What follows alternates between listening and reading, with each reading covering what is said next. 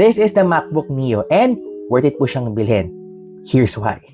So first reason bakit po siya worth it ay ang obvious pero controversial, yung kanyang chipset na ginamit. So alam naman po natin na Apple A18 Pro ng iPhone 16 Pro series ang processor po na ginamit dito.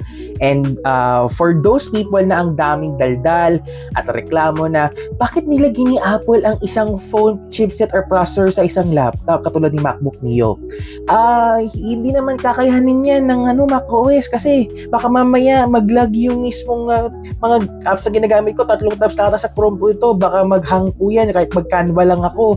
Overpriced naman to siguro tapos downgrade yung kanyang specs ito lang ito sasabihin ko po sa inyo. Alam po ni Apple ang ginagawa nila. Hindi sila gagawa ng isang product basta-basta lang. At ito pa nung ginawa ni Apple na ilagay ang M1 chip sa iPad Pro, ang dami rin po mga daldal ng mga tao sasabihin na overpowered daw kasi ito Ano bang iniisip ni Apple? Nagsasayang na ito ng chipset, etc. etc. Pero look it again.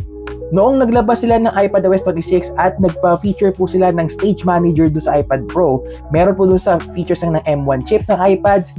Nasanay po yung mga nagdadaldal. Ngayon, puring-puri na sila dahil sobrang powerful pala ng iPad po na yun with M1.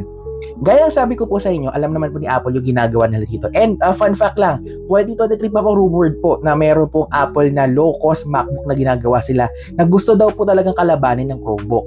And that thing is the MacBook Neo. At isang bagay na hindi nila iniisip, yung Apple M chips po kasi ay based po sa ARM architecture, which, surprise, yun din po yung architecture ng kanilang A-series chips. So, anong ibig sabihin po nun? Meaning, Apple already blurs the line between iPads and MacBooks. But okay, granted, hindi siya malakas sa GPU, kaya naman po hindi na talaga kakayanin siya mag-Blender, mag-Lightroom, at After Effects. Pero, ito lang pinakita ba nila yan sa launch video? Hindi, di ba? Hindi nila pinakita. Pinakita lang nila Canva at LumaFusion dahil yun po kasi yung target market lang nito Yung mga students at casual users lang naman talaga. So bago tayo mag-jump to conclusions po kay MacBook Neo na mahina, check nyo po muna yung target audience po na gusto pong gawin nila.